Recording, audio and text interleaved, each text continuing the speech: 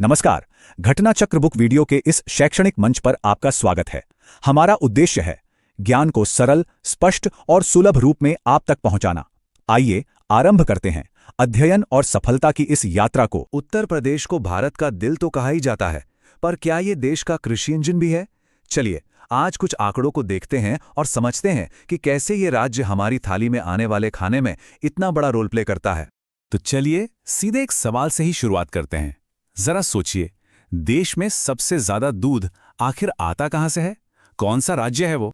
और जवाब है उत्तर प्रदेश। जी हां, बिल्कुल सही सुना। डेयरी के मामले में यह राज्य पूरे देश को लीड करता है।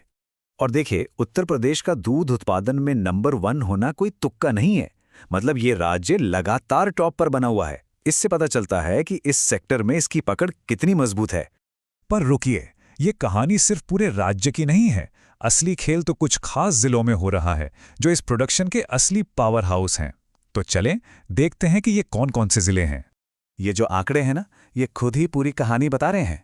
देखिए, 2023-24 में बुलंदशहर टॉप पर था और फिर उसके ठीक पीछे हैं मेरठ, आगरा, अलीगढ़ और आजमगढ़। असल में यही वो जिले हैं जो उत्तर प्रदेश को डेयरी का किंग बनाते हैं। अच्छा, दूध की बात तो हो गई, पर एक और सेक्टर है जहां उत्तर प्रदेश ने हाल ही में एक जबरदस्त छलांग लगाई है, और वो है अंडा उत्पादन। यहां की ग्रोथ स्टोरी तो सच में देखने लायक है। बस इस नंबर पे एक नजर डालिए, 29.9%। 2023-24 में राज्य के अंडा उत्पादन में करीब 30% की ग्रोथ हुई है। ये कोई छोटी मोटी बात नहीं, ये एक बहुत बहुत बड़ी छलांग है। ठीक है, ग्रोथ तो शानदार है, पर सवाल यह है कि इस लगभग 30% की बढ़ोतरी का नेशनल लेवल पे क्या असर पड़ता है? मतलब देश के लिए इसका क्या मतलब है? और इसका जवाब हमें यहां मिलता है। देखिए, सिर्फ एक साल में देश के टोटल अंडा उत्पादन में उत्तर प्रदेश का जो हिस्सा था वो 3.29% से सीधा 4.15% पे पहुंच गया। ये एक बहुत बड़ा जंप है। तो ये बढ़त तो देखने को मिली, पर बड़ा सवाल ये है कि क्या ये टिकी रही?